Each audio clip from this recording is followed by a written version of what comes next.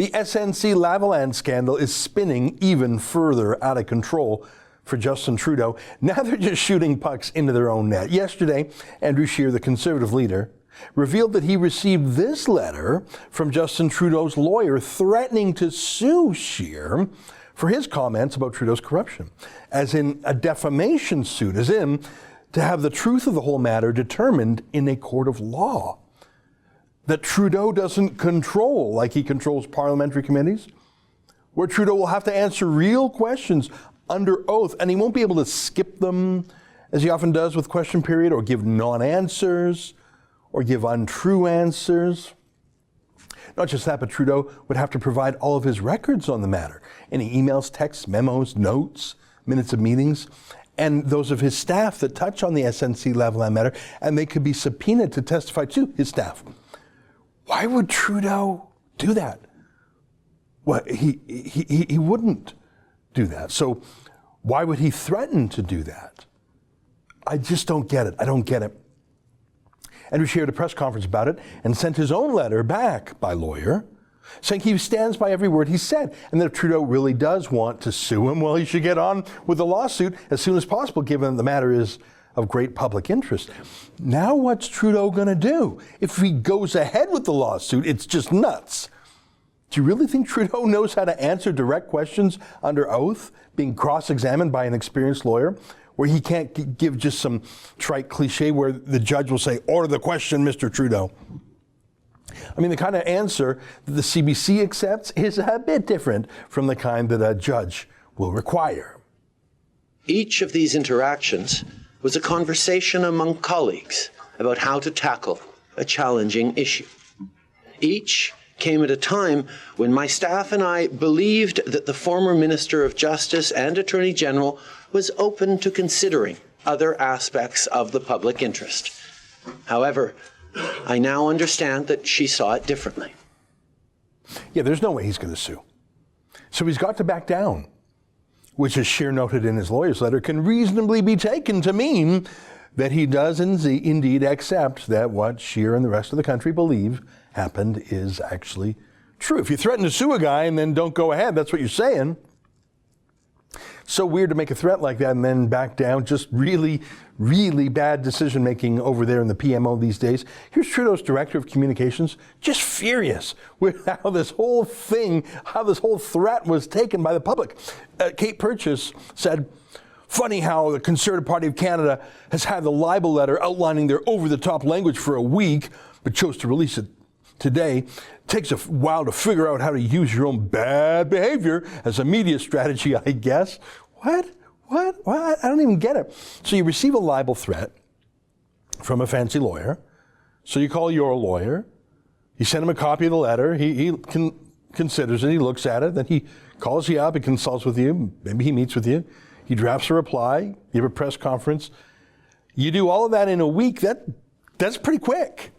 But even if it weren't, what did her tweet even mean? Does it mean, how dare the opposition oppose? How dare they try and embarrass my boss? How dare they object publicly to a legal threat to be sued by the Prime Minister? I don't even understand it. I don't get it. Other than it must truly, truly be a difficult time in the Prime Minister's office for the first time ever, and they don't know how to handle it. And it looks so good on them, doesn't it? So that's a legal threat, and it has backfired huge. It has only ensured that the story will continue more and longer, and journalists will be curious when Trudeau doesn't sue. And it's just given this thing a little bit more life, and we still don't know what the next move is from Jody Wilson-Raybould herself. Here's a story in the Toronto Star about a couple of opinion polls in Vancouver, where Wilson-Raybould is from. According to the April 4 to 5 survey, 33% of her riding's voters would cast their ballot for her as an independent, trailed by the Liberals' 24% support, the NDP's 21%, and Tories' 15%. So that's in Vancouver Granville, Wilson-Raybould's own riding. And look at this. The larger 514 voter sample of the city found that Wilson-Raybould enjoys 68% support among Vancouverites, more than double the 28% who side with Trudeau. Wow. I absolutely believe that, by the way. It rings true. Here's a tweet by John Nunziata. Remember him? He was a Liberal who was kicked out of the party a couple decades ago for opposing the GST. He's tweeting the front page, you see there, he's tweeting the front page of the newspaper when he was turfed, Chrétien expels MP, and then the front page when Wilson-Raybould was turfed, and he says, his commentary is, I went on to win as an independent in 1997, forcing Jean Chrétien to eat crow. Jody Wilson-Raybould and Jane Philpott should run as independents and force pseudo-feminist Justin Trudeau to eat crow.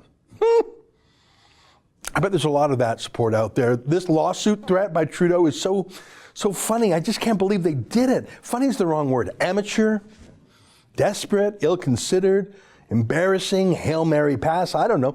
I'm frankly surprised that Julian Porter, the senior lawyer Trudeau hired to write the letter, didn't try harder to convince Trudeau not to do it. I mean, just because your client wants you to do something and offers to pay you to do something doesn't mean you should do it as a lawyer if you actually care about your client and giving him the best advice. When you have so much of the government run through one guy, though, and I'm talking about Gerald Butts, the master, the power behind the throne, the de facto government, the guy with all the phone numbers, and then he's forced out, you really have decapitated the whole regime. Butts is a smart guy, to be sure. But there's no one human being smart enough to run everything. No one person has enough hours in the day to run everything. I think the concentration of the whole government in Gerald Butts' hands, you know, he was intimately involved in everything important. He had a veto over everything. He was up to his eyeballs in the NAFTA deal and the China schlemazel and the carbon tax and all important appointments. I think that Butts is a competent man. I disagree with him on everything, but he's a competent man. He's not a genius per se, but he's smart and he's hardworking. But no one human being can run a government of a country of 35 million people with hundreds of projects and moving parts. There are 200,000 civil servants for a reason. But Butts had to control everything, and he's blown himself up, and the whole government is adrift now, and it's so weird and pitiful, and it's so good that it happened before the election, not after, don't you think? Anyways, that's the big problem for Trudeau. So what does Trudeau do? Well, normally when he's in trouble, like after his India fiasco, he goes to his safe space, which is high school kids who are dazzled that a politician would visit them. And, you know, he doesn't use big words. That's great. He talks about a lot of cliches. It's why he and his family are so closely associated with the Kielburger brothers and their youth indoctrination sessions called We Day. Here's Trudeau's mom at the last We Day in Toronto. I'm so proud to be part of We as well. Now, We, I love it the most because it is neither a political movement nor a religious one. We encompasses all political parties, all faiths, all beliefs, because we feel that together we can change the world, and we know we can. Jeez. Yeah, normally kids love Trudeau. But that didn't happen last week, remember? When the so-called daughters of the vote attended Parliament, 338 of them, well, 50 of them stood up and turned their backs on Trudeau when he was speaking. That's never happened to Trudeau before. He doesn't know what to do. So he's gone even grosser. Look at this story in the state broadcaster. Trudeau brings sun on Toronto charm offensive amid slumping poll numbers. This is them really starting to campaign, says University of Windsor professor. So he's taking his 11-year-old boy and using him as a campaign prop, as political fodder. Justin Trudeau is hated. Seriously, he's hated. If you look at the latest Angus Reid poll, look at this. People who like Trudeau, they like him enough. They moderately approve. But the people who dislike Trudeau, they don't just casually dislike him. Look at that. 47% of Canadians hate him. Trudeau is using his 11-year-old boy as a sort of political human shield. Now, Trudeau's wife, Sophie, doesn't really show her face in public that much anymore. When Melania Trump steps out of the spotlight for a few days, the media goes insane. They went on this weird speculative tear that she was divorcing Trump. Yeah, no, she was in the hospital, you macabre freaks. Sophie Trudeau isn't seen with Trudeau in months, is seen without her wedding ring. Well, it's not polite to report on family business like that. So Trudeau has gone to his safe place, kids. And if other people's kids turn their back on him, he can always parade out his own 11-year-old. Well, what have the rest of the Liberals been talking about these past few disastrous months without Gerald Butts to guide them? They haven't been talking about foreign affairs, not the renegotiated NAFTA that has not been ratified. It's not going well. Not the economy. I showed you on Friday how Canada lost thousands of jobs last month while America gained 200,000. Liberals don't like to talk about industry or pipelines, not the military, where Trudeau is trying to scapegoat an admiral, and the admiral's fighting back and winning. Trudeau's team is not talking about China that still holds hostages of ours. Trudeau's team is not really talking about anything real that I can think of. I mean, what's the good news politically in Canada? Can you think of anything? Even the carbon tax, they've sort of dropped mentioning the carbon tax. They know it's a political disaster. So they've all just started talking about global warming, or as they call it now that the globe just hasn't actually warmed in 2 decades, combating climate change, fighting climate change. So you see bizarre things like this. So really thrilled to be here. A great example of how we can work together to tackle climate change, to save money, to make life more affordable, and really practical solutions. I didn't think I would be so excited to be talking about replacements of chillers, but it's a great opportunity, and thank you very much. So that's Catherine McKenna giving your tax dollars to Loblaws. Here, let me read from her press release. The government is investing up to $12 million, subject to a funding agreement, to help the company convert the refrigeration systems in approximately 370 stores across Canada over the next 3 years. Hang on. Investing, they've got a lot of investors. The stock market, you can invest in. Why is the government investing in Loblaws? We're buying 370 new fridges for Loblaws. You know they're a big company, right? Have you heard of Loblaws? You know they're owned by billionaires, Canada's second richest family, right? The Westons. I checked the stock market capitalization for Loblaws today. It is worth more than $25 billion on the stock market. They buy fridges all the time. It's sort of their business, selling groceries. They can afford to buy their own damn fridges. Why are we buying fridges for a billionaire company? Why would we buy fridges for anyone, other than maybe for a bona fide charity? I don't know, like maybe for a food bank or something. I can understand the government buying a fridge for a food bank. Speaking of food banks, speaking of which, Loblaws is pretty much the opposite of a food bank. They actually steal bread from the mouths of the poor. I don't know if you remember, because the media party doesn't like to talk about it, but Loblaws confessed to engaging in a criminal price-fixing scheme to jack up the price of bread for more than a decade.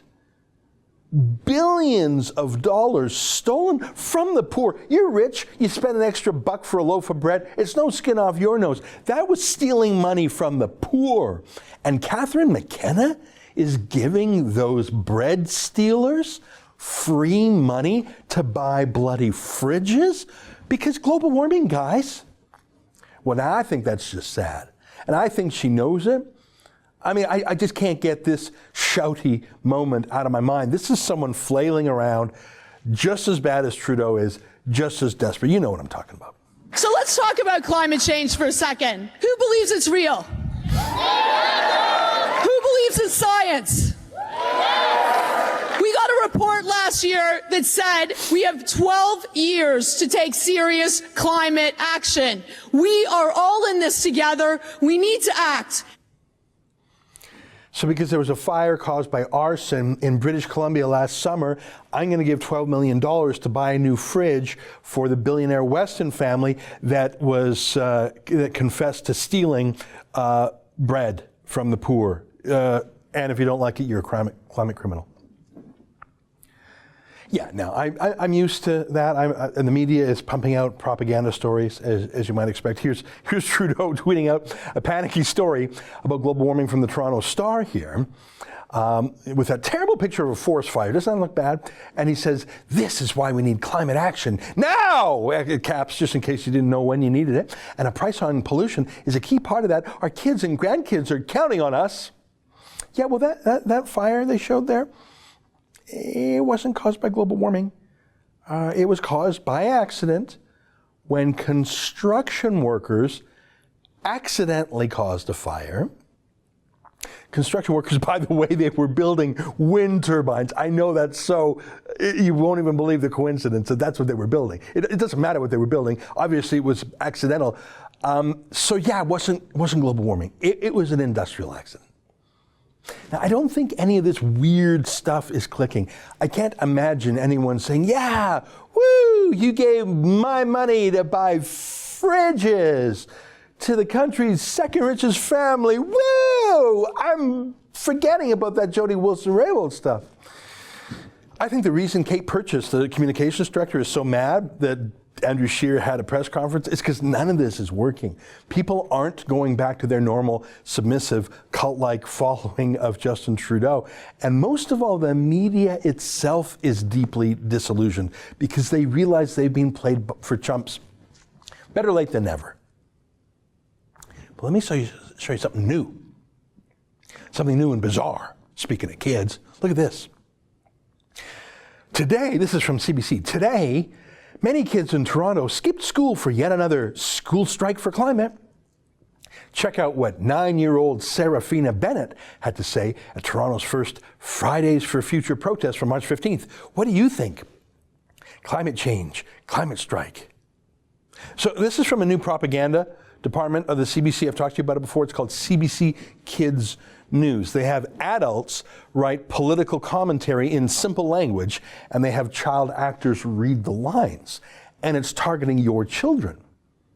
Their main issues, I've been following this site fairly closely, are child sexuality, they're for it, marijuana legalization, they are obsessed with it, and global warming.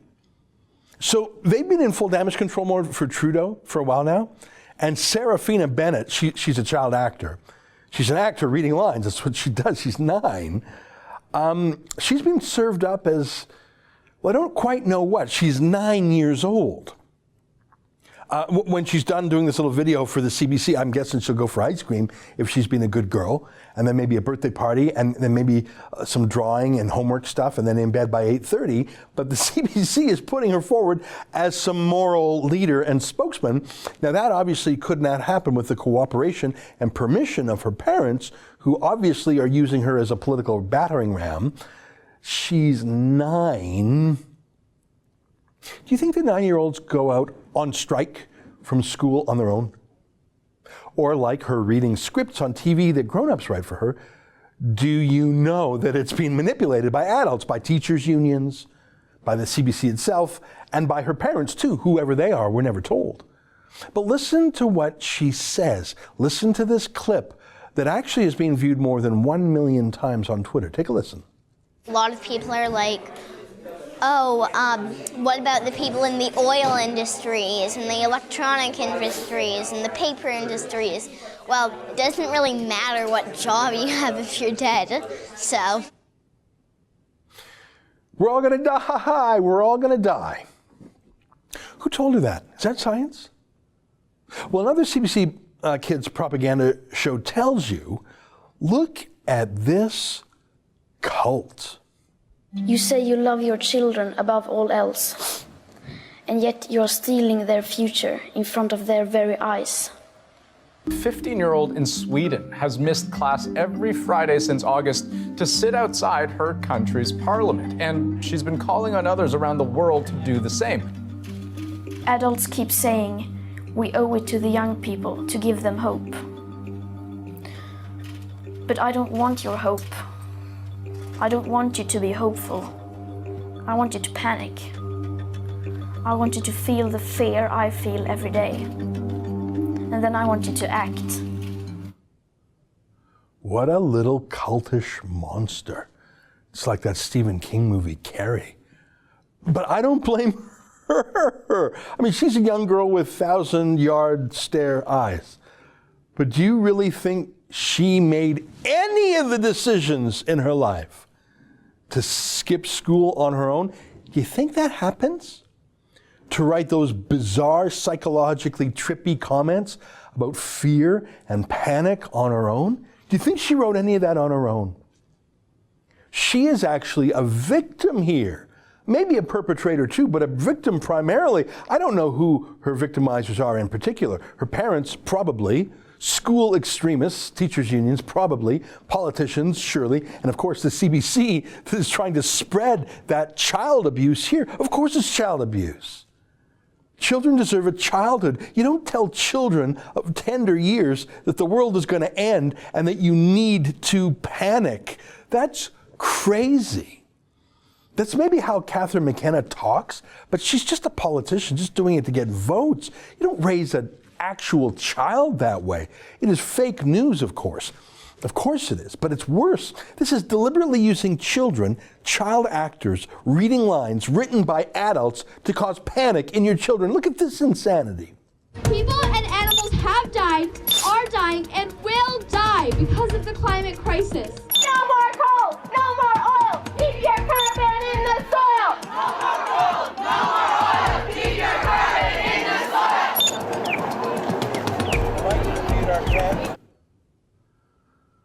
So, time to panic. Did you see that? You're going to die like dinosaurs. Did you see that? People are dying.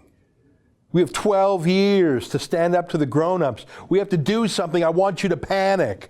These kids are 9, 10, 11 years old. Mainly girls, it seems. Who knows? Maybe they're more eager to please their manipulative parents and teachers, whereas boys just say, yeah, whatever, can I go outside and kick a ball now? I don't know. Or maybe this is some gender action thing too. Who knows? But this is what I do know. These kids are being abused psychologically, including at the instruction of Justin Trudeau's state broadcaster. And they're trying hard to recruit your own children into the abuse. That's an excerpt from the Ezra Levant show. Every day I do a video monologue and then I interview an interesting guest and then I end by reading my hate mail. But you've got to subscribe to it, which you can do at therebel.media/shows.